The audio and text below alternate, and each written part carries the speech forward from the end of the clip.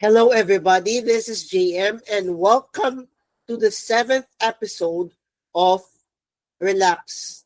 Si Lord at ang mga santo ang bahala sa atin. Let me repeat it again. Welcome to the seventh episode of the second season of Relax. Si Lord at ang mga santo ang bahala sa atin. This is JM, and now we're gonna focus on the readings for today on the Monday of the first week of Lent. Our first reading is taken from the book of Leviticus, chapter 19, verses 1 to 2, followed by verses 11 to 18.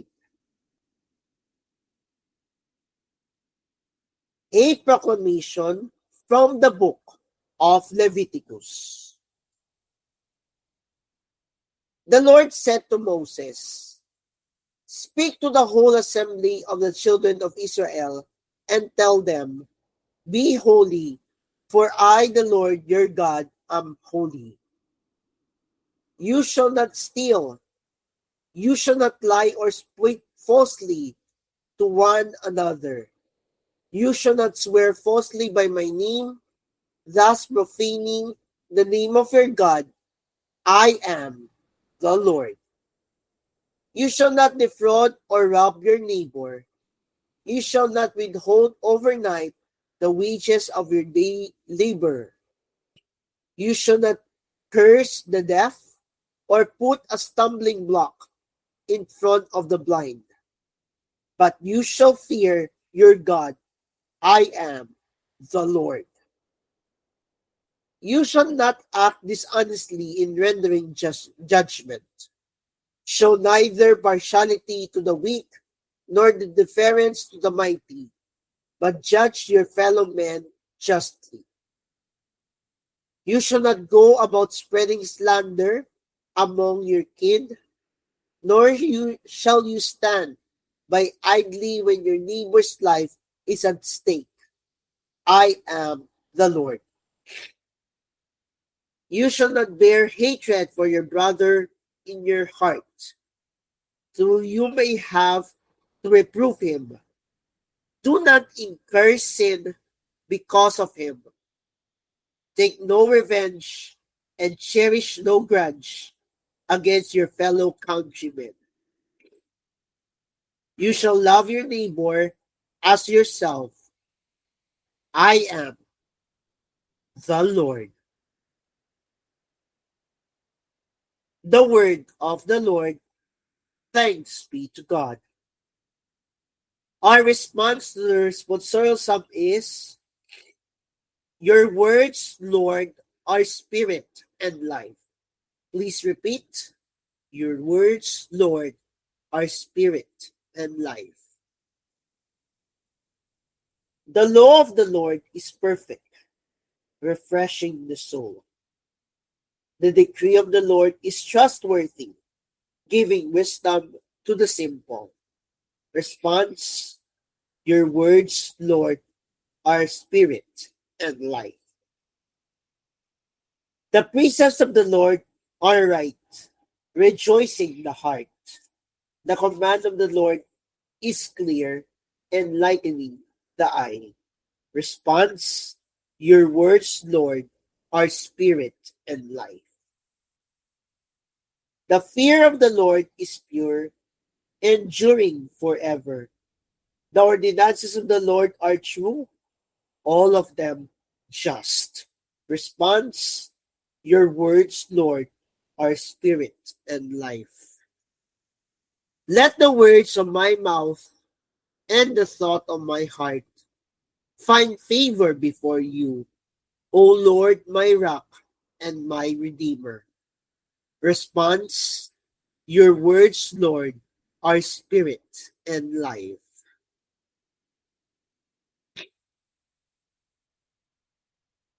Behold, now is a very acceptable time. Behold, now is the day of salvation. Now, let's focus on the gospel for today. And our gospel for today is taken from the Gospel of St. Matthew, chapter 25, verses 31 to 46. A proclamation from the Holy Gospel according to St. Matthew. Glory to you, O Lord.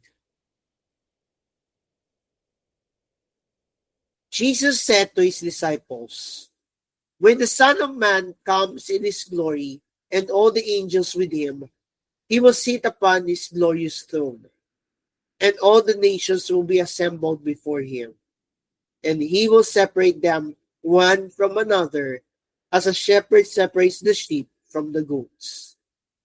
He will place the sheep on his right and the goats on his left.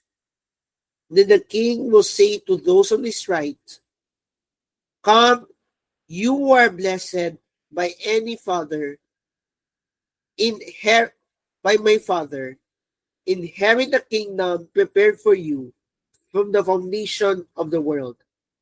For I was hungry, and you gave me food. I was thirsty, and you gave me drink. A stranger, and you welcomed me. Naked, and you clothed me.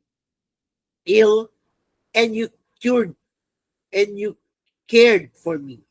In prison, and you visited me.' Then the righteous will answer him and say, 'Lord, when did we see you hungry and feed you, or thirsty and give you drink? When did we see you a stranger and welcome you, or naked and clothe you? When did we see you ill in prison and visit you?'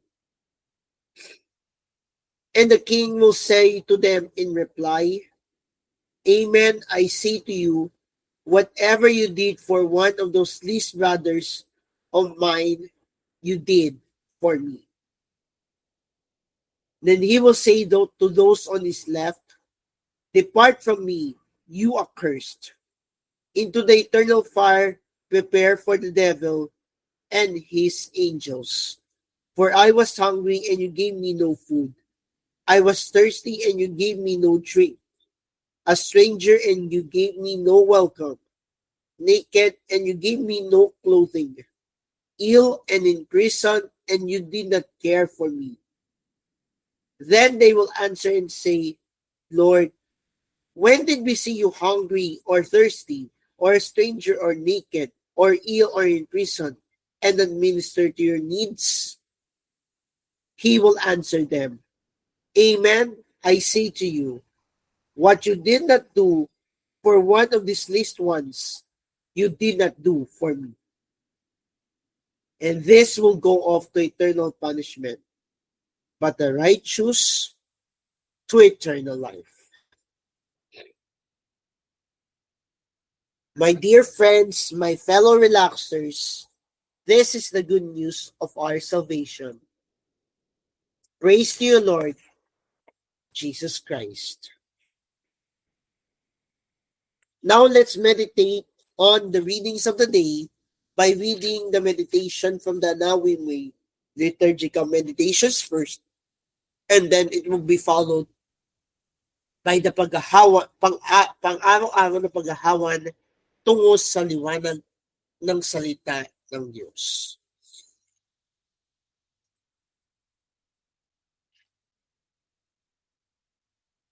Jesus tells us a parable about who will enter the kingdom of God, who will go off to eternal punishment, and what is the essential difference between these two groups, the sheep and the goats. He tells us this because he wants us to be included among the sheep. He is showing us a roadmap to guide us as we travel through his life and into the next.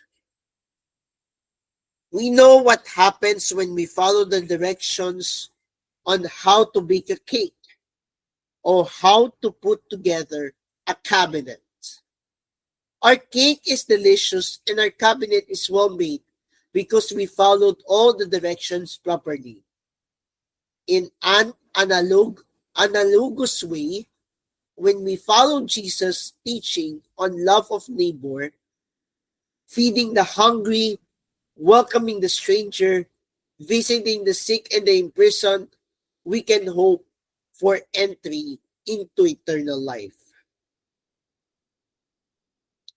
The parable does not mean that we earn our way into heaven by doing good works, but that following the teaching and example of Jesus is the true path to salvation. If salvation were simply a just reward for doing good, the righteous would not be so surprised. But they are surprised because they do not consider themselves specially deserving of a reward. They are not even aware that Jesus regards their kindness to neighbors in need as kindness offered to him. This is the key to the whole parable. Whatever we do for one of these least brothers, we do for him. And what we fail to do for others, we fail to do for him. Our first reading also instructs us on right conduct toward our neighbor. God speaks through Moses, telling the Israelites, "Be holy, for I, the Lord your God, am holy." Then he gives some detailed instructions on offenses that they should avoid. These are an elaboration on the fundamental roadmap which God has given Moses earlier, the Ten Commandments. Here, Moses stresses the importance of honesty, impartiality in judgments, and respect for human life and dignity. He sums up the instruction with, "You shall love your neighbor as yourself." In both readings, we have a clear blueprint on how to uphold the dignity of every human person, no matter their condition. As we ponder the Word of God today, we may recall another gospel passage in which Jesus teaches the indispensable connection between love of God and love of neighbor, which is what today's readings are all about. Hear, O Israel, the Lord God is Lord alone. You shall love the Lord your God with all your heart, with all your soul, with all your mind, and with all your strength. And you shall love your neighbor as yourself. That can be found in Mark chapter 12, verses 29 to 31. Our obedience to what God has taught us or our disobedience will be revealed when we come before him for judgment. The certainty that we will all someday come face to face with God gives us greater incentive to make better use of this holy season of Lent. Some people, including some saints, have taken on severe practices of mortification, long fasts on bread and water, scourging themselves every night. But this is not the essence of Lent. Scripture reminds us many times that a contrite heart is more pleasing to God than burnt offerings. Lent is a time to look deeper into our way of life and strive to change from self-centeredness to other-centeredness. It is time not to make sacrifice our first priority, but to put ourselves third.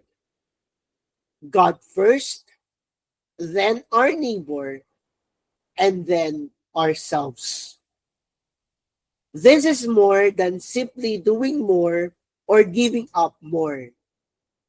It is loving more.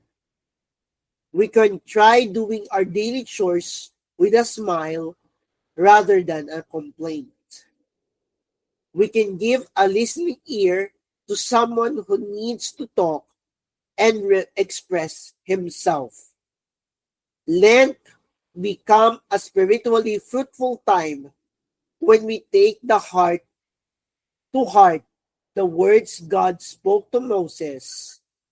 Be holy, for I, the Lord your God, am holy. And we will ponder with the question, we will leave you with questions to ponder for today, and they are, how am I making my own roadmap that the Lord gives me for my journey through Lent? Why is it so important for my salvation to be honest, impartial in judgment, and respectful of human dignity? And finally, why is a contrite heart more pleasing to God than all my holy devotions?